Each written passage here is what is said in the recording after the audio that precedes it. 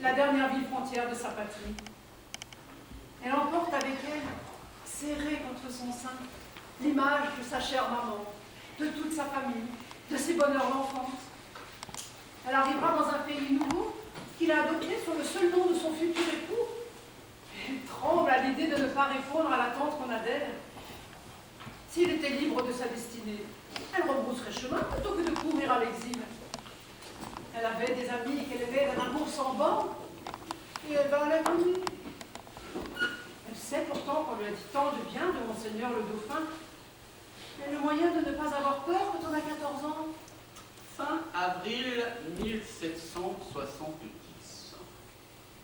Post-scriptum. Comment doit-on vous appeler? Mademoiselle, madame ou monsieur? Il n'est question que de vous à la cour. Je lis dans une gazette ces quelques mots qui vous décrivent à merveille. Une taille haute, des cheveux d'un beau blond, des yeux bleus d'une vivacité pleine d'esprit, un nez aquilin, un peu effilé du bout, un teint dont l'éclat est éblouissant. On dit encore que votre port est celui d'une archiduchesse, mais que votre dignité est tempérée par votre douceur. En résumé, on vous regarde, on vous contemple et on ne peut se refuser à un respect mêlé de tendresse. Vous voyez, vous n'avez rien à craindre de ce côté-là. Et puis vous avez en ma personne un homme qui saura vous protéger. N'est-ce pas moi qui ai déposé la proposition de mariage au pied de l'impératrice, votre mère? Sa Majesté impériale m'a fait l'honneur de me remarquer et m'a fait promettre de vous protéger. J'ai prêté serment devant elle et devant Dieu. Post-scriptum. Pour l'exil, c'est la destinée des filles du trône. Vous ne pouviez rien y changer. Et quand vous le pourriez, le voudriez-vous vraiment? J'ai lu moi aussi l'article dont vous me parlez. Il est question de ma bouche, qui est petite, quoique mes lèvres soient épaisses. Surtout l'inférieure, que l'on sait être la lèvre autrichienne. L'auteur a l'art de rappeler au lecteur que je ne suis pas française, mais de mon côté, j'aurai l'art de ne pas oublier son nom. Il s'agit là d'un hommage au style autrichien et à la fameuse lèvre des princes lorrains. N'y voyez aucune offense, croyez-moi. Post-scriptum, je dois me rendre à Londres sur ordre du roi. Me demanderez-vous des nouvelles du mariage? Mais comment voulez-vous que je vous donne des détails? J'ai été bien imprudente en vous en promettant. Il y a autour de moi un tel bruit, une telle agitation, du canon, des cloches, des illuminations. Ce qui me gêne le plus, c'est que tout le monde me regarde comme une bête curieuse et ne me quitte pas des yeux. On vous regarde parce que vous êtes belle. On ne vous quitte pas des yeux parce que pour la même raison. Maman m'écrit que la femme doit être soumise en tout à son mari et ne doit avoir aucune occupation que de lui plaire. Tout dépend de moi, selon ma chère bonne maman, si je suis complaisante, douce et amusante. Quel est votre avis? La seule idée du mariage me fait froid dans le dos. Mais si vraiment vous voulez connaître mon avis, je vous le donne bien volontiers. Une femme ne devrait pas se marier. Pourquoi? Parce qu'elle serait chagrine. Pourquoi? Parce qu'elle serait jalouse. Et pourquoi serait-elle jalouse? Elle serait jalouse parce qu'elle le mériterait. Et pourquoi le mériterait-elle? Elle le mériterait parce qu'elle serait cocu. Et qu'elle se serait mariée. Qu'appelle donc la langue du monde? La langue du monde est la langue des compliments. Vous verrez que les Français parlent comme ils s'habillent, avec un certain luxe agréable, mais vide et superflu. Et le ton du monde, qu'est-ce donc? À Paris comme à Versailles, l'air, le ton, le geste, le regard et l'accent sont asservis à des usages que l'on doit respecter. Me les enseignerez-vous? La bonté du cœur, l'affabilité naturelle se distingueront toujours à travers l'ignorance des costumes et des coutumes. C'est cette affabilité qui constitue partout la vraie politesse, et même à Paris. Un honnête homme peut être gauche, s'asseoir mal, se moucher de travers, danser comme un philosophe et marcher sur le petit chien de la dame. Il restera à Paris comme ailleurs un honnête homme. Est-ce bien là ce que vous me vouliez dire? Une femme polie sera toujours une femme sensible, où qu'elle puisse se trouver. Mais l'esprit français... Mais quoi l'esprit français? Mais qu'est-ce au juste cet esprit-là? Je vous enseignerai par exemple. Monsieur de Bussy, gouverneur à Saint-Domingue, est toujours amoureux de sa femme. Il ne partage pas du tout son point de vue. Un jour, il lui reproche le ton froid et les manières cérémonieuses qu'elle a envers lui. Il la conjure de le tutoyer, ce qu'elle n'avait jamais fait auparavant. Y a-t-elle consenti? Après beaucoup d'instances passionnées. Et que lui a-t-elle dit? Eh bien, va-t'en! Eh bien, va-t'en? Oh, je commence à comprendre. Encore. Un ivrogne sort d'un quart d'arrêt place de Grève. On venait de faire une exécution, c'est la nuit, le patient hurle sur la roue, les douleurs lui arrachent jurements et imprécations. L'ivrogne passe devant l'échafaud, lève les yeux, prend les insultes pour lui et dit tout haut: « Il ne suffit pas d'être roué, il faut encore être poli !» Paris s'amouracha de ce mot insensé et il fit la fortune de tous les cercles. Monsieur Quatremer, greffier à Versailles, obtient d'un parent de sa femme, gentilhomme à la cour et assez considérable, l'honneur d'être fait chevalier dans l'ordre de Saint-Michel. Au comble de la joie, monsieur Quatremer demande à ce parent par alliance s'il peut dorénavant faire placer un 2 par devant son nom. Monsieur de Quatremer! Oui, bah, vous pouvez, lui répond le gentilhomme. Vous pouvez, si cela vous fait plaisir, mettre un 2 par devant votre nom. Vous pouvez même en mettre un à la fin. Post-scriptum, si vraiment vous voulez vous imprégner de l'esprit français, je vous encourage à lire Monsieur de Voltaire. Lire? Je vois. Le roi m'appelle l'Autrichienne. Devant vous? Non, point. Comment savez-vous alors? Je me le suis laissé dire. On vous aura mal enseigné. Je ne m'endors plus la nuit. Me sottise que tout cela. Je ne vois pas pourquoi vous seriez moins française que celles qui vous ont précédées. Tenez par exemple Marie-Thérèse d'Autriche. Avec un nom pareil, on est en bien de s'attendre qu'il n'y a pas plus autrichienne qu'elle. Eh ben, son père était le roi d'Espagne et sa mère, la fille d'Henri IV de France. Et Catherine de Médicis, Anne d'Autriche, Berthe de Hollande, Blanche de Castille, Emma d'Italie, Anna de Russie. Je ne vois pas par quel miracle vous soyez moins française que ces augustes dames. Sans parler de feu l'épouse du roi, Marie Leschinska. Je mets au défi quiconque d'écrire ce nom correctement. Il y a tellement de lettres qu'une chatte n'y retrouverait pas ses petits. Dans l'expression valette pisse, d'où vient le mot pisse? Oh, je trouve votre français pas mal du tout. Vous auriez tort de douter le moindre du monde sur la matière. Vous vous exprimez à merveille et vous vous faites comprendre de même. Et s'il existe en France un imbécile pour vous dire le contraire, laissez-le pour ce qu'il est, un imbécile. Quand je dis mon français est excellent, je vous prie de croire qu'il ne s'agit pas là d'une question. J'ai tété le français avec le sein de ma nourrice, et j'ai parlé français avant que de parler allemand. On dit même que je parle allemand avec l'accent français. Je parle l'italien aussi, et je lis Horace dans le texte. Enfin, je me le fais lire. Post-scriptum, vous n'avez toujours pas répondu à ma question. Comment dois-je vous appeler? Mademoiselle, madame ou monsieur? Appelez-moi comme bon vous semble. J'avoue cependant avoir un certain faible pour chevalière. Il y a dans ce mot quelque chose qui me va bien au teint, vous ne trouvez pas? Va pour chevalière, même si apparemment, dans les transports de l'amour, bien des hommes ne vous appellent qu'avec les 2 premières syllabes de votre titre. Comme vous vous plaisez à le souligner, ce n'est pas par hasard que j'ai choisi le double prénom de Charles et de Geneviève. Et la tsarine, comment vous appelait-elle? La tsarine. Elisabeth? S'il est vrai que j'ai un excès bien des cœurs, je dois à la modestie d'avouer qu'on me prête des aventures que je n'ai pas eues. Et la plus célèbre, pour l'instant, est celle avec la tsarine. Eh bien, me raconterez-vous? Et j'ai eu le bonheur d'être la lectrice de la tsarine. Il est vrai, le titre officiel était lectrice intime et particulière. Vous voulez dire une lectrice particulièrement intime? C'est sous cette couverture que j'ai travaillé au rapprochement de la Grande Russie et du Royaume de France. Vous noterez que je n'ai pas écrit sous sa couverture. Cessez de badiner et venez-en au fait. À l'époque, on me connaissait sous le nom de Lia de Beaumont.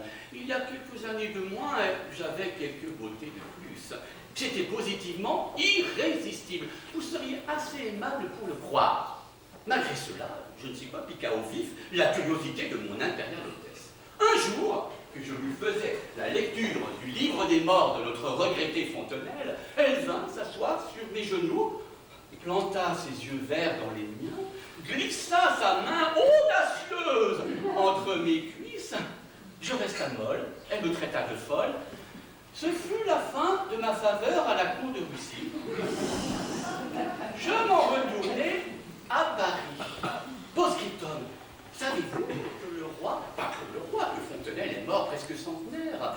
Une amie de 103 ans lui dit un jour: apparemment, monsieur, la mort nous a oubliés. Taisez-vous, répondit le vieux philosophe, un index dans les lèvres. Elle pourrait nous entendre. Et que venez-vous me conter avec votre vieille momie? A-t-on jamais eu besoin des philosophes pour apprendre ce qu'est la vie?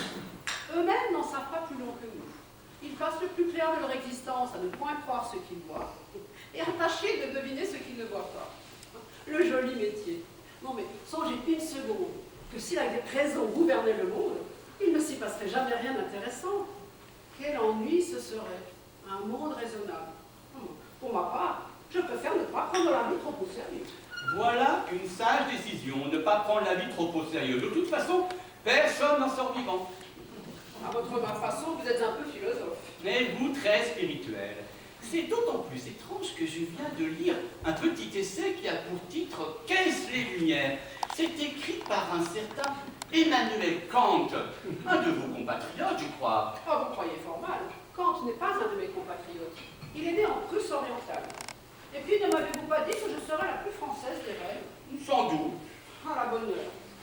Voulez-vous que je vous parle de ce petit essai? Ai-je vraiment le choix? Son Altesse est trop bonne.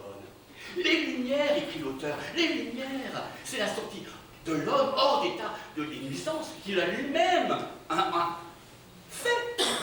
Ose penser par toi-même et le courage de te servir de ton propre entendement sans la conduite d'un autre. Ose penser par toi-même. Voilà la devise des Lumières. Une belle devise, en effet. Voulez-vous connaître la mienne? C'est bien de l'honneur. Je dépense, donc je suis. Que dites-vous de cela? Voilà bien la devise d'une reine. Je ne suis pas encore reine que je sache. Vous le serez bientôt. Dieu vous entende. Descartes peut être fier de vous avoir mis sur le rude chemin qui mène à la sagesse. En fait de sagesse, seul le bonheur m'intéresse.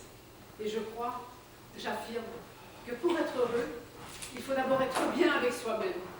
Vous, chevalière, êtes-vous bien avec vous-même? Oh, c'est la première fois que son Altesse m'appelle chevalière. Cela m'aura échappé. Le roi est mort. Monseigneur le dauphin et moi, nous sommes épouvantés à l'idée de régner si jeune. Mon Dieu, qu'allons-nous devenir? Qu'adviendra-t-il de Madame du Barry? Tout affaire cessant, Louis a fait délivrer une lettre de cachet contre elle. Oh, le roi est mort. Vive la reine!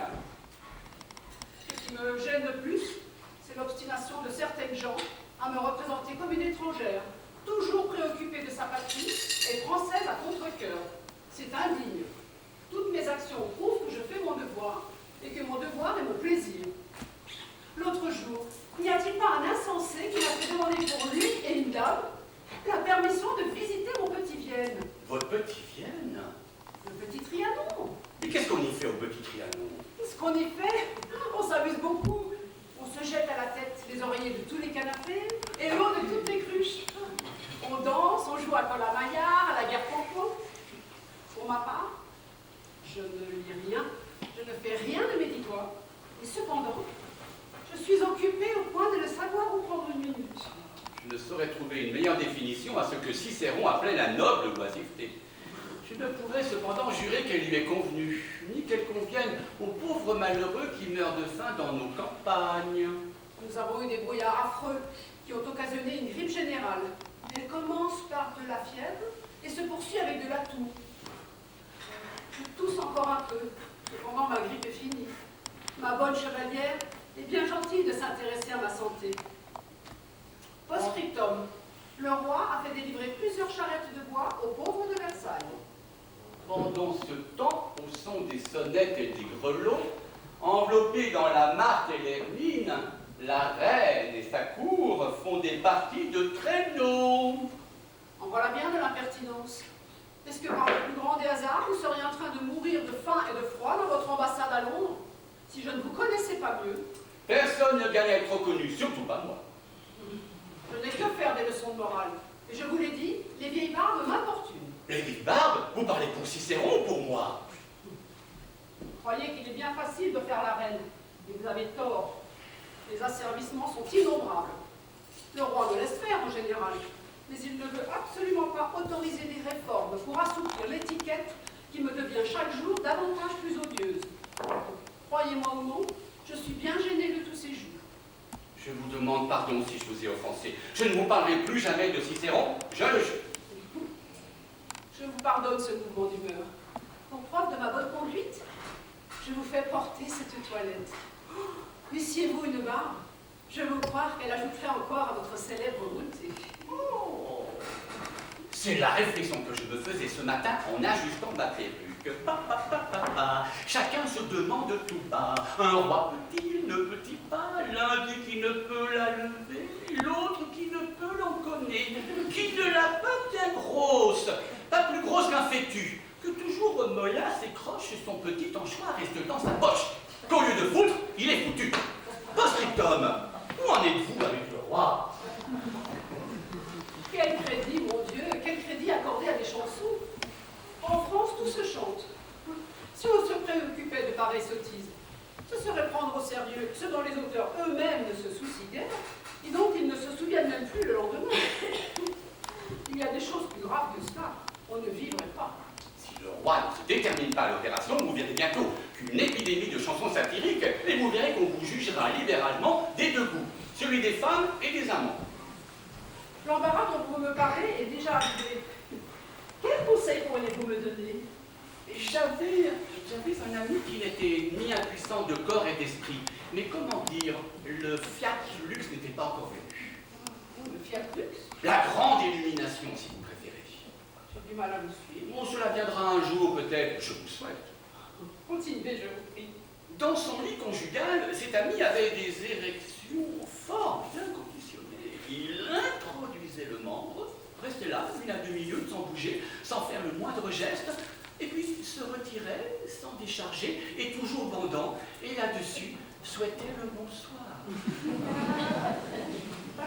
Votre ami ressemble fort à quelqu'un de ma connaissance. La ressemblance vous sautera encore plus aux yeux si je vous dis que cet ami avait des pollutions nocturnes et il en était fier. Il le disait à tous ceux qui voulaient l'entendre, et même aux autres, malheureusement, il ne disait qu'il faisait cela que par devoir et qu'il n'y avait aucun plaisir à tirer de cette besogne. Le moyen d'aimer un homme pareil. Mais voyez-vous une solution à mon problème?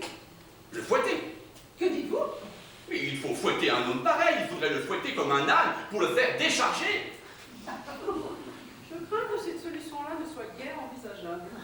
Il existe heureusement des solutions plus simples et moins douloureuses qu'un coup de bâton. Me la direz-vous à la fin? Consultez vos chirurgiens. L'opération aura lieu à la fin de l'année. Est-il vrai que vous ayez eu une forte et grande amitié avec la reine Charlotte, du temps où elle était encore la duchesse de Mecklembourg-Strelitz, et très peu de temps avant son mariage avec le roi Georges d'Angleterre? Tout dépend ce qu'on appelle amitié. On dit que vous avez revu la reine et que votre tête-à-tête a fait pousser des cordes au roi Georges. De longue date, j'ai appris à laisser courir les rumeurs. 9 mois après votre dernière entrevue, la reine a couché du prince héritier.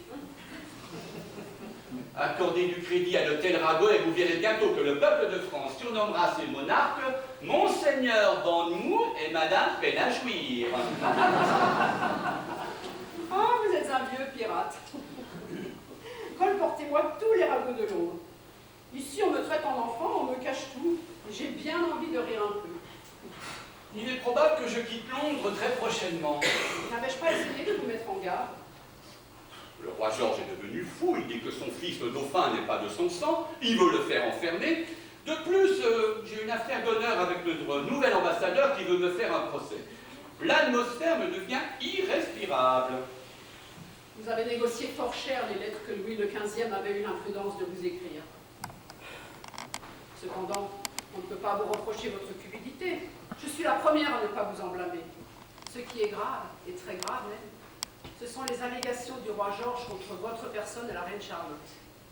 Il prétend que le fils qui lui est né peu après son mariage n'est pas de lui, mais devinez de qui? J'ai écrit à la reine pour l'assurer de mon soutien dans cette épreuve et lui dire l'amitié que j'avais pour vous. Faites-moi savoir si je peux vous servir plus utilement. Post-scriptum. Est-ce qu'un jour vous rendrez aussi mes lettres? Savez-vous comment on m'appelle ici? Voulez-vous que je vous le dise? L'Hermaphrodite, la reine des Amazones. Il y a des caricatures qui circulent sous le manteau. On fait des paris sur mon sexe. Les sommes engagées sont exorbitantes. À Paris, comme à Versailles, on vous a surnommé Épicène Déon. Je ne savais pas ce qu'Épicène voulait dire. J'ai dû m'en informer. Amazon Queen, Amazon Queen. Acceptez, je vous en conjure, acceptez ce que le roi vous propose. Si vous demeurez encore longtemps à Londres, ne paraissez qu'en femme. C'est la seule manière d'apaiser les soupçons du roi George et de calmer sa folie. Je ne veux pas être un homme, je ne veux pas être une femme. Il faut bien être l'un ou l'autre, que voulez-vous? Ce que je veux, c'est être un ange. Je voudrais avoir des ailes et m'en aller pour de bon. À Londres, vous serez une femme et vous serez en vie. Voyez un peu les belles toilettes que je vous envoie. Elles vous aideront à adoucir votre infortune. Au lieu de l'épée que je portais, j'armerai donc ma main avec cet éventail. Et j'en sacherai à grands coups la nuit d'opportun qui se forme incessamment sous mes yeux. Est-ce avec votre éventail que vous avez tranché le nez de notre ambassadeur? Oui, mais je n'ai point contrevenu aux ordres qu'on m'avait donnés. Je portais mon habit d'Amazone, tel que le portent les dames anglaises quand elles montent à cheval, avec un petit chapeau de castor blanc qui me va à ravir. C'est dans cet équipage que j'ai répondu à l'appel de l'ambassadeur. J'ai remporté la victoire de la manière la plus régulière qui soit. Tout Londres m'en est témoin. Si encore vous l'aviez tué. J'ai jugé qu'il ferait moins le fier avec le nez tranché. Oh, j'aurais pu trancher plus bas. Il est de notoriété publique que cet homme n'a rien dans la culotte. Ce matin, le roi a reçu en audience particulière le fils de notre ambassadeur de Londres. Il réclame vengeance, et il n'y a pas de doute que le roi lui laisse les coups des franches pour obtenir satisfaction. Le roi oublierait-il que je suis capitaine des dragons, chevalier dans l'ordre de Saint-Louis et l'une des plus fines lames de toute l'Europe? Non, non, non, on ne traite pas de la sorte une personne comme moi. Vos titres et qualités ne sont pas dans la balance, chevalier, mais seulement votre vie. C'est la raison pour laquelle je vous préviens qu'une demande d'extradition signée de la griffe du roi a été adressée ce aujourd'hui à notre ambassadeur de Londres pour être transmise par lui au ministre de Sa Majesté britannique. La dite demande est accompagnée d'une escorte de police pour prêter main forte à son exécution. Si l'on veut me contraindre, j'ai gardé par devers moi quelques ordres de mission et divers documents qui pourraient très bien pousser les Anglais à déclarer la guerre aux Français. Oh, je ne souhaite pas en arriver à de telles extrémités, mais je n'hésiterai pas à me défendre en cas d'attaque déloyale. Si vous ne pouvez vous sauver, sauvez du moins vos papiers et défiez-vous autant de l'ambassadeur que de son secrétaire qui se dit votre ami. Il vous trahit. Je me porte si bien que je compte enterrer mes ennemis morts ou vifs. Oh, soyez tranquilles. Ces ennemis sont doux comme des agneaux. Ils sont plus méchants que dangereux. Post-scriptum. Demande d'extradition rejetée. Votre épître m'est arrivée intacte et parfaitement à couvert sous le sceau des dépêches de notre ambassade de Londres. C'est une bonne précaution que vous avez prise. Le respect des missives n'est pas à Versailles une dévotion bien fervente. Si je connaissais un double parfait de moi-même, je l'engagerais, je vous jure, de me remplacer. Pour moi, en habit d'homme ou en habit de femme, je serais bien aise d'aller mourir sur mon fumier natal comme un chien fidèle. Je suis dans le bonheur le plus essentiel. Il y a plus de 8 jours que le mariage est parfaitement consommé. L'épreuve a été réitérée hier, et plus complètement que la première fois. Je ne crois pas être grosse encore, mais au moins, j'ai l'espérance de pouvoir l'être d'un jour à l'autre. Le bonheur le plus essentiel. Vous avez donc connu la grande illumination. Pour ma part, je joue les chimènes. Je cherche le silence et la nuit pour pleurer. Ne vous laissez pas gagner par le découragement. Oh, ce n'est pas le courage qui me manque, hélas. Vous quitterez bientôt l'Angleterre. Je vis, je subsiste comme un ermine dans sa grotte ou un rat dans son nid. Ce que je sais de source sûre, c'est qu'on ne veut plus entendre parler de vous à la cour, et que là où vous êtes, La reine Charlotte veille sur vous plus sûrement que je ne saurais le faire chez nous. Le roi a un cœur de citrouille, mais pour fou qu'il soit, il se laisse manipuler par sa femme comme il convient à un homme de son état. En attendant, assurez-vous bien de suivre mes instructions. Oui, ma reine, je suivrai bien vos instructions. Je ne puis m'empêcher de convenir, ma chère petite comtesse. Ma chère petite comtesse. Je ne puis m'empêcher de convenir que les filles que vous m'avez envoyées hier soir ne soient guère charmantes, mais elles ont fait les bégueules et n'ont pas voulu se prêter aux fantaisies de la société. Je vous prie une autre fois de ne point m'envoyer de ces prudes-là. Pour vendredi, il me faudra du joli et du rouet de la dernière espèce. J'ai 2 lords de la cour Saint-James et quelques amis très proches du prince de Galles. Adieu, ma chère petite comtesse. Servez-moi bien. Vous savez que je suis une bonne pratique. Chevalière, à qui donc confiez-vous votre courrier? Et que pensiez de votre post-scriptum? Post-scriptum. Ma chère petite comtesse, je viens de faire une découverte des plus utiles. C'est une pommade astringente qui opère son effet en moins d'1 quart d'heure et donne un air de nouveauté aux choses qui ont le plus servi. Je vous en envoie un petit pot que je vous supplie d'accepter pour en faire l'essai. Je vous laisse juger quelle partie de votre anatomie en a le plus besoin. Chevalière, je vous repose la question. À qui donc confiez-vous votre courrier? J'ai remis la lettre qui vous était destinée au secrétaire de l'ambassade. Ne vous avais-je pas dit de vous méfier de lui? Le traître! Et moi qui vous imaginais dans la plus profonde, la plus noire mélancolie. Scélérat aura volé la lettre chez moi et l'aura échangée avec la vôtre. Je constate que vous recevez tout le matin de la cour royale d'Angleterre et que le sort qu'on vous fait n'est pas si misérable. Me pardonnerez-vous cette horrible méprise? N'en parlons plus. Je rends à vos pieds, je meurs de honte. Chevalière, cher vieux pirate. Je pars demain matin pour Dublin. J'y attendrai plus sûrement que passe l'orage qui se déchaîne contre moi. Mille remerciements pour votre dernière missive. Je sais ce que vous faites pour moi. Mon cœur bondit de reconnaissance. Que vient-il de la reine Charlotte? La reine Charlotte ne s'oppose pas à mon départ, pourvu que je lui demande de mes nouvelles tous les jours. Oh, comme je regrette d'avoir laissé parler mon cœur. Votre cœur seul n'aurait pas pu vous attirer de si graves ennuis. Et ce n'est pas votre cœur seul qui eût pu vous tirer de tous ces embarras. Que cela vous serve de leçon. Voilà que vous faites dans la morale maintenant.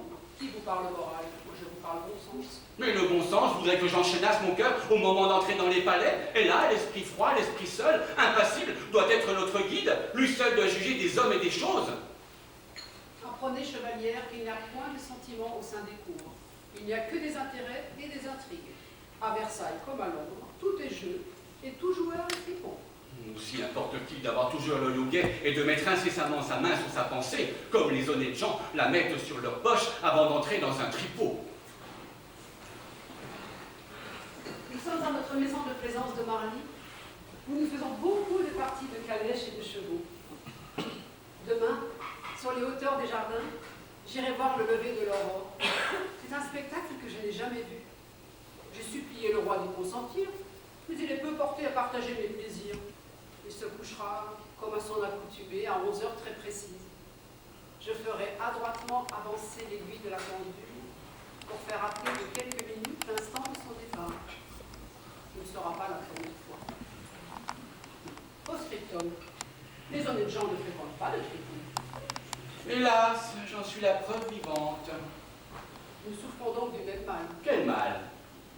Un mal dans la vie qui nous fait traverser le monde avec l'impression, que dis-je, avec la certitude de ne pas être à la place où nous aurions dû être. J'avais des rêves, mais une reine n'a pas le loisir de rêver. Je suis entrée à la cour comme dans un tricot, mais j'étais trop jeune. Je ne savais pas qu'il fallait mettre la main sur son cœur pour mieux le cacher. Oui, chevalière, nous nous ressemblons par bien des endroits. Vous voilà devenu un peu philosophe. Bien malgré moi. Et seulement par un mouvement de sympathie qui me pousse à prendre soin de vous. Partout, on veut voir la célèbre chevalière Théon. Où que j'aille, on ne laisse pas de me regarder. On échange des petits clins d'œil, des sourires derrière les éventails. Cela s'appelle une réputation, d'après ce que j'ai cru comprendre. Et la mienne me vaut des détours, des flatteries qui me feront tourner la tête. Prenez garde, chevalier. Prenez garde que votre tête ne tombe pas que d'un seul côté. Vous risqueriez d'attraper la nausée. La religion est ici ancrée dans le cœur des jeunes gens jusqu'à la moelle. Au seul mot de plaisir, passion, amour, ils se signent comme si Belzébuth avait été invoqué avec toute sa dépendance. Notre ambassadeur nous a pourtant dit que si les confesseurs apprenaient aux jeunes filles d'avoir en horreur l'article principal, ils leur faisaient bon marché de tout le reste, aussi loin qu'ils puissent s'entendre, y compris la permission de ne pas être manchot. Vous êtes trop spirituel pour moi, chevalière. Quel temps fait-il chez vous? Il pleut 20 fois par jour. À l'avenir, ne dites plus il pleut 20 fois par jour. Dites, il fait beau plusieurs fois par jour. Saisissez-vous la nuance? Post-scriptum. Je suis bien fâchée que mes lettres n'arrivent pas plus avant que les autres. Et je suis au désespoir que vous n'en soyez pas inquiète. Vous avez raison. Ce n'est pas les voleurs qu'on devrait pendre, mais les employés des postes si négligents. Le roi n'a pas de goût de coucher à deux. Je l'encourage pourtant à ne pas faire séparation totale sur cet article. Il vient quelquefois passer la nuit chez moi. Je ne crois pas devoir leur faire le reproche, car il me dédommage assez en venant me rendre visite tous les matins dans mon cabinet particulier. Sa tendresse et son amitié augmentent chaque jour. Ne dit-on pas que l'amour est le plus matinal des sentiments? Je lis, je travaille. J'ai 2 maîtres de musique, l'un de chant, l'autre de harpe. J'ai repris aussi le dessin. Oh, tout cela m'amuse et m'occupe. Au reste, je ne vais plus jouer nulle part. Si, je ne joue que 2 fois par mois. Cela m'est absolument nécessaire. Et si je sors, je ne joue qu'au billard et pas au jeu de hasard. Post-scriptum. Mes règles m'ont devancé de 6 jours. Faites accroire à votre chère maman tout ce que vous voulez, mais pas à votre chère chevalière, pas à votre vieux pirate. Vous dites que vous ne jouez plus, ou presque plus, mais je ne demande pas mieux qu'à vous croire. Mais personne n'ignore l'état désastreux de vos finances. Vos dépenses, enfin vos dettes augmentent de jour en jour, et malgré cela, vos dépenses demeurent faramineuses. Vos bals masqués, les prodigalités, vos parties de jeu, l'opéra.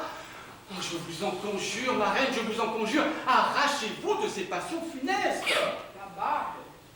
On a décapité un petit noble la semaine dernière sur la place publique. Il a été emmené dans un tombereau, lié et bâillonné. Pouvez-vous croire que les bourreaux l'ont manqué? Les bourreaux français ne sont guère plus habiles que les bourreaux d'Irlande. Le cimetière devait frapper, briller et passer comme l'éclair. Oh, ma reine, nous vivons un siècle où on a perdu l'habitude de bien couper les têtes. J'ai vu ce matin mon accoucheur. Il m'a tâté et il a été fort content. Il m'a permis de faire quelques petites promenades en voiture, pourvu que je n'aille pas trop vite. D'après son calcul et le mien, j'entre dans le 3e mois. Je commence déjà à grossir visiblement, surtout des hanches. Vous avez été si longtemps sans oser vous flatter de n'être jamais grosse que vous devez le sentir plus aisément aujourd'hui. Je me réjouis surtout de vous savoir plus solidement établi pour l'avenir. Désormais, vous voilà pleinement reine. Et vous, chevalière? Moi?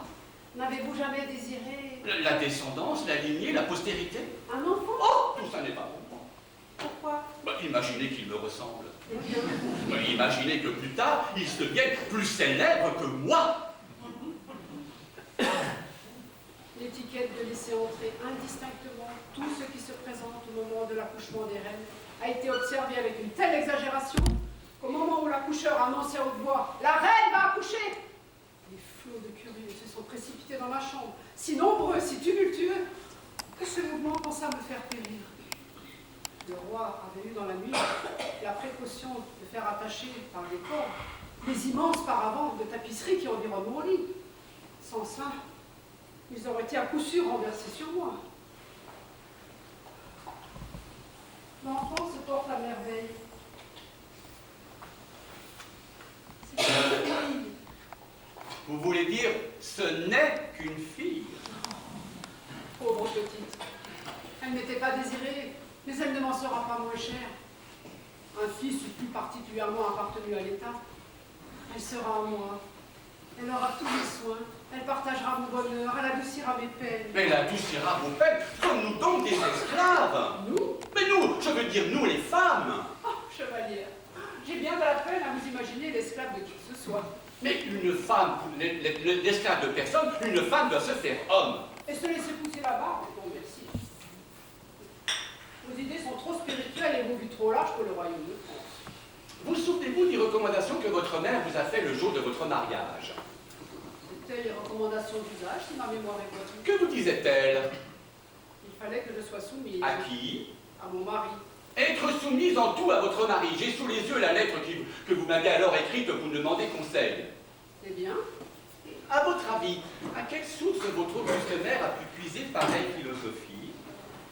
Certainement son expérience. La Bible, épître de saint Paul.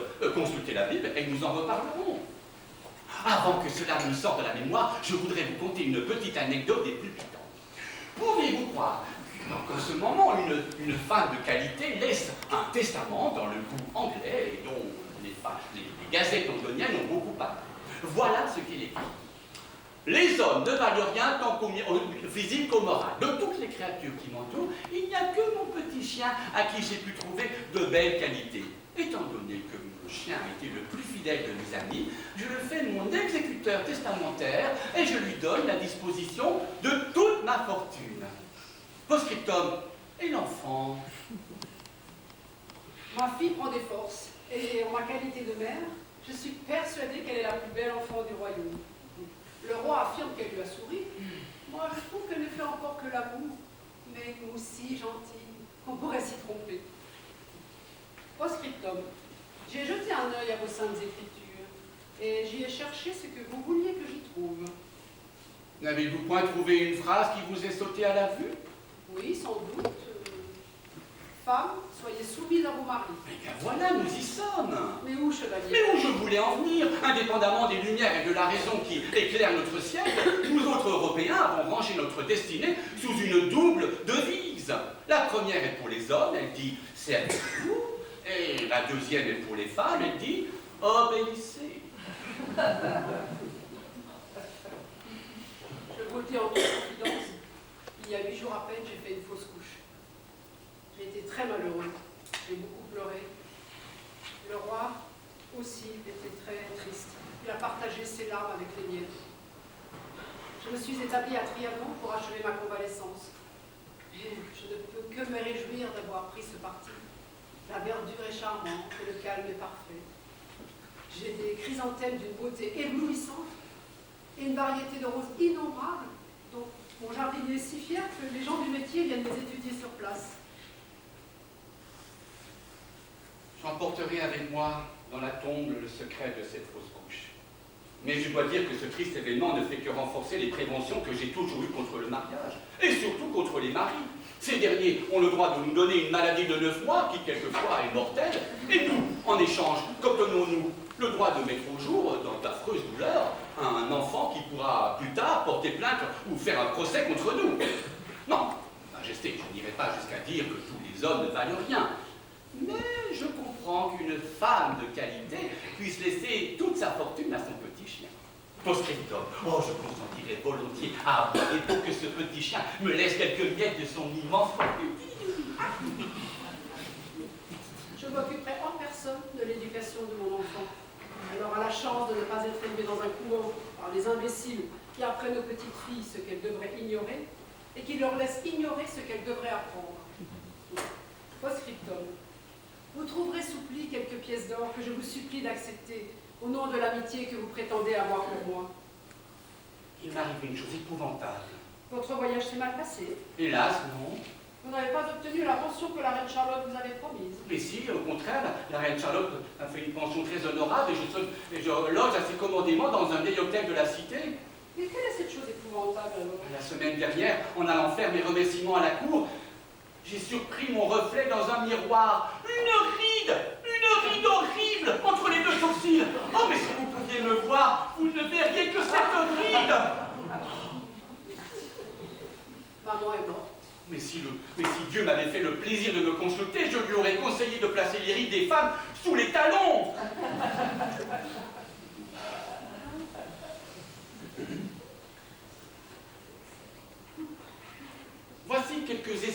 coiffure à la mode anglaise. Vous verrez que la rage de la frisure qui sévissait en France a ici gagné toutes les têtes.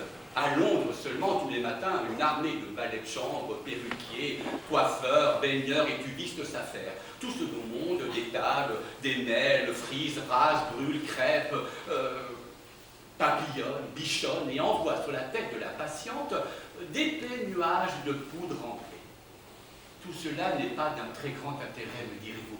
Mais je me flatte de penser que la gravure numéro 3 aura votre agrément.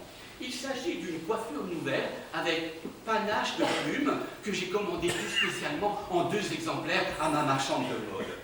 Je la porterai sur la tête. Posketon, le 2e exemplaire est pour vous, ma reine. Je compte bien vous l'expédier sous quinzaine. Il a régné un si grand silence dans ma chambre, au moment où mon enfant est venu au monde, que j'ai bien cru encore n'avoir qu'une fille. Mais au moment où le garde des Sceaux a constaté le sexe du nouveau-né, le roi s'est approché de mon lit et il m'a dit « Madame, vous avez comblé mes vœux et ceux de la France. Vous êtes mère d'un dauphin. Oh, ma joie était extrême. Des pleurs coulaient de mes yeux. Je regrette seulement que ma vénérée mère, de glorieuse mémoire, n'ait pas vécu assez pour donner ses bénédictions à son petit-fils. » Vous me parlez des manœuvres des ministres pour rester au pouvoir et vous en gémissez? Cela ne m'étonne guère. Les ministres sont les dents de lait du roi. L'autre jour, ma fille jouait avec une de ses bonnes. Elle regarda sa main et après avoir compté ses doigts, « Comment, dit-elle, vous avez 5 doigts aussi comme moi ?» Et elle remonta pour s'en amuser. Charmant enfant. Si vous ne la surveillez pas davantage, elle découvrira un jour que ça donne aussi à une âme. Dans un moment où les Français sont préoccupés par la guerre des Anglo-Américains, il apparut à la cour un vieil homme avec le costume d'un cultivateur américain. C'était Benjamin Franklin. Est-il vrai que jusqu'au palais de Versailles, à l'exposition des porcelaines de Sèvres, on a vendu sous les yeux du roi un médaillon de Franklin ayant pour légende « Il a ravi au ciel la foudre et au sceptre le tyran ». L'audacieuse légende, en effet. Le roi l'a fait graver au fond d'un pot de chambre. Mes compliments pour la naissance de votre fils. Un second fils pour la France. Est-il gras, est-il rebondi? Ces petites mains potelées mon champ. N'avez-vous point trop souffert? J'ai pensé périr, mais n'est-ce pas ainsi que la chose doit se faire? Tu enfanteras dans la douleur. Genèse, chapitre 3. Amen. Et la maman, après cette épreuve, comment se porte la maman? La maman se porte bien. Mais pour aujourd'hui, elle se borne à vous embrasser de tout son cœur. J'ai bien reçu votre épître qui m'a fait beaucoup de peine. Oh, pour tout innocent que vous soyez dans cette affaire, l'opinion publique ne manquera pas de vous charger. Le prix du collier, les 600 diamants qui le composent, tout cela donne le vertige et les rumeurs les plus folles se répandent dans toute l'Europe aussi rapidement que la peste. Ne comptez pas sur l'appui de la cour. Vos ennemis sont plus nombreux qu'en Angleterre. Vous êtes sur les épines, ma reine, et votre chère bonne chevalière ne sait pas trop quel conseil vous donner. On a pris nulle peine pour contrefaire mon écriture, car elle ne lui ressemble en rien. Je n'ai jamais signé de France. Les reines ne signent jamais que de leur nom de baptême. Majesté, il y a dans toute cette histoire une profondeur de machination qui échappe au sens commun. Les mémoires, les démentis se succèdent et on n'y voit pas beaucoup plus clair. La seule chose assurée, c'est votre nouveau sobriquet, Madame Déficit. Que vous ne m'ayez pas prévu de séjour en France, j'aurais pu le comprendre, j'aurais tout fait pour vous en dissuader. Mais que vous ayez eu l'impertinence de vous présenter à la cour avec votre costume de dragon, cela passe l'entendement. Après toutes les peines que je me suis données pour vous. Mais j'ai combattu sous cet uniforme. J'ai gagné des victoires sous cet uniforme. La question n'est pas là. J'ai droit à une rente. Votre rente. Ne vous avais-je pas dit que je m'en occupais? Et voilà maintenant que vous l'avez perdu pour de bon, votre rente. Et vous ne pouvez vous en prendre qu'à vous-même. Je retournerai à Versailles demain. Vous semblez ne pas comprendre. Le roi ne veut plus entendre parler de vous. Et pour que les choses soient claires, il a pris une ordonnance vous donnant ordre de quitter l'uniforme de dragon, avec défense expresse de paraître à la cour sous d'autres habillements que ceux convenables aux femmes. En outre, il vous condamne à l'exil dans vos terres de Bourgogne. Ah non! Je préfère retourner à Londres, même si mes créanciers seraient trop heureux de m'y jeter en prison. Vous ne changerez jamais. Dieu vous entende. Cher chevalier, J'étais un peu dure avec vous ces derniers temps. Vous voilà parti, et j'ai le cœur noué à l'idée que nous ne nous reverrons peut-être plus. Je me réjouis de grande allégresse d'avoir pu vous voir en tête-à-tête, malgré la grande prévention du roi. Je n'ai pas seulement vu une reine que j'ai connue au sortir des berceaux. J'y ai vu une épouse, une mère de 3 enfants, et de bientôt 4 si je ne m'abuse. J'ai vu une femme courageuse, et peut-être plus que tout cela, j'y ai vu une amie. En somme, chevalière, vous avez vu toutes les femmes en moi, de la même manière que je vois une reine en chaque femme. En chaque femme, sans doute, à l'exception de la reine elle-même. Joie, joie, joie! Une petite fille, Larmes de joie. ma petite Sophie. Montez-moi des nouvelles des petits anges.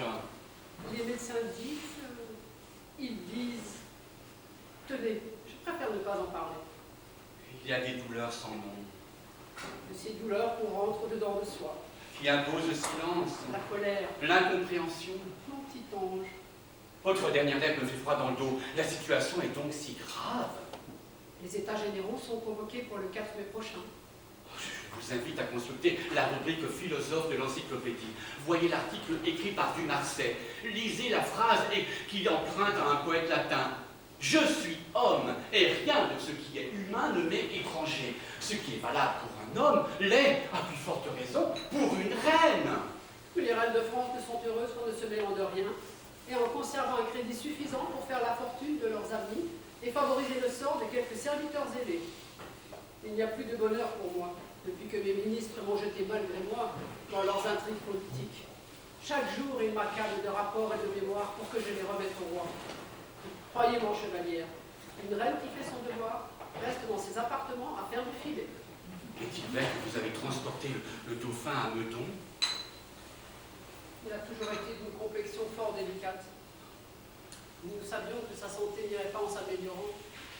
Il n'empêche, son père et moi, nous sommes dans un état d'abattement inexprimable. Pauvre petit souffre le martyre, et pourtant, il pose sur moi ses beaux yeux mourants. Et savez-vous ce qu'il me dit?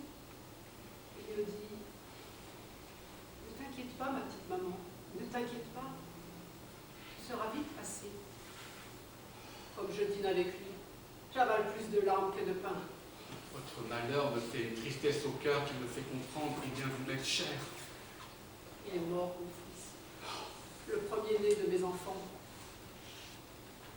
Laissez-vous souffrir, ma reine, il n'y a pas d'autre choix. Oh, chevalière, si nous étions libres de choisir. J'apprends avec tristesse qu'un livre de proscription circule dans Paris. Le nom de vos favoris figure en bonne place. Votre tête, dit-on, est mise à prix. Oh, majesté, mais resserrez vos parures de diamants, brûlez vos lettres et fuyez avec le roi pendant qu'il y a encore temps. Vous avez su sans doute ce qui s'est passé le 14 juillet. Le moment a été affreux, et je ne peux me remettre encore de l'horreur du sang répandu. Dieu veuille que le roi puisse faire le bien dont il est uniquement occupé. Le discours qu'il a prononcé à l'Assemblée a déjà produit beaucoup d'effets. Les honnêtes gens nous soutiennent, mais les affaires vont vite et nous entraînent on ne sait où. Tous les jours, je fais des découvertes singulières dans ma propre maison. Oh, ma chevalière, comme je suis triste et affligée. Le roi devait pouvoir compter sur la fidélité de son peuple. Mais pour cela, il faut qu'il demande à ses troupes de s'éloigner de Paris et de Versailles. Ce n'est qu'à cette condition que son peuple retrouvera un peu de calme. La question qui se pose pour vous, ma reine, la question qui se pose, c'est de savoir si vous devez partir avec les troupes ou bien rester. Nous restons. Je crois bien que ce soit pour notre malheur à tous. Je suis dans une inquiétude inexorable des événements survenus la nuit du 5 au 6 octobre. Est-il vrai que vous avez échappé à vos assassins en vous réfugiant chez le roi par le passage secret qui relie vos 2 appartements? J'étais dans les jardins de Trianon que j'ai dû quitter au plus vite pour gagner Versailles. Mais qu'avez-vous trouvé là-bas? La colère, la peur, l'anarchie, la confusion, des gardes sans ordre, des serviteurs effarés, des députés errants, les ministres qui délibèrent et le roi qui attend. Et puis, la multitude pressée contre les grilles, les piques, les furies et les poissards. Ou plutôt, ces furies vraiment réclamer les boyaux de la reine. Et les coups de tête, manches relevées. Et ce peuple en fureur qui vient demander les boyaux de la reine. Les entrailles de Marie-Antoinette dans le tablier blanc des cocardes. Je sais qu'on vient de Paris pour demander ma tête. Mais j'ai appris de ma mère à ne pas craindre la mort, et je l'attendrai avec fermeté. Et au milieu du tumulte, de la terreur, dans l'épouvante, il reste encore un homme à Versailles. C'est vous, Majesté, c'est notre reine. Au petit matin, des cris d'hommes qu'on égorge montent jusque dans ma chambre. On frappe à la porte. Un garde du corps, le visage ensanglanté, barrant la porte avec son fusil, retenant les piques avec son corps. Un garde crie à ma femme de chambre, « Madame, sauvez la reine !» Vous avez sans doute raison. Toutes les femmes sont des reines, sauf la reine. La reine n'a même pas le droit d'être une femme. On vous prête bien des propos cruels. Je vous l'ai dit, le peuple veut ma peau. Le peuple veut du pain. Croyez-vous que je ne le sache pas? Mais dans ce cas, payez-vous d'audace. Non, je n'ai pas dit qu'il mange de la brioche. J'ai dit qu'il mange de la brioche et de la crème glacée. Je n'ai rien dit de la sorte. Une rumeur extravagante ne doit jamais être réfutée sérieusement. La seule manière de la combattre, c'est de surenchérir par-dessus. L'autre jour, je me trouvais à Londres, devant la tour, avec un bourgeois qui me vantait la finesse de sa vue.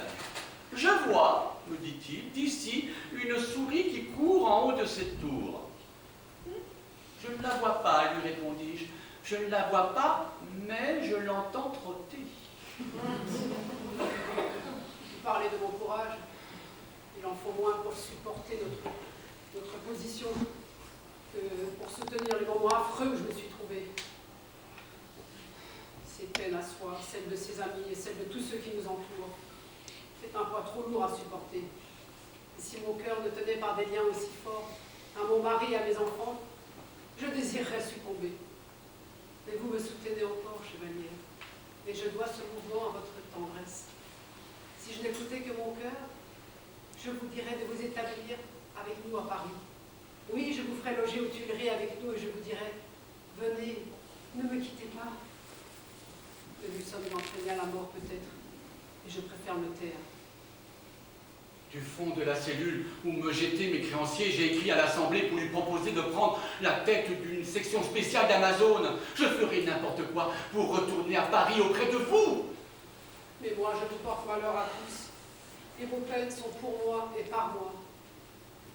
Mais il vous faudra quand même bien vous enfuir. On ne sait pas jusqu'où s'arrêteront les factieux. Le danger augmente de jour en jour. Nous avons été arrêtés à Varennes, à seulement 16 lieues de la frontière, et ramenés à Paris. Je vous fais écrire de mon bain que je viens de me mettre pour soulager au moins mes forces physiques. Je ne puis rien dire sur l'état de notre âme.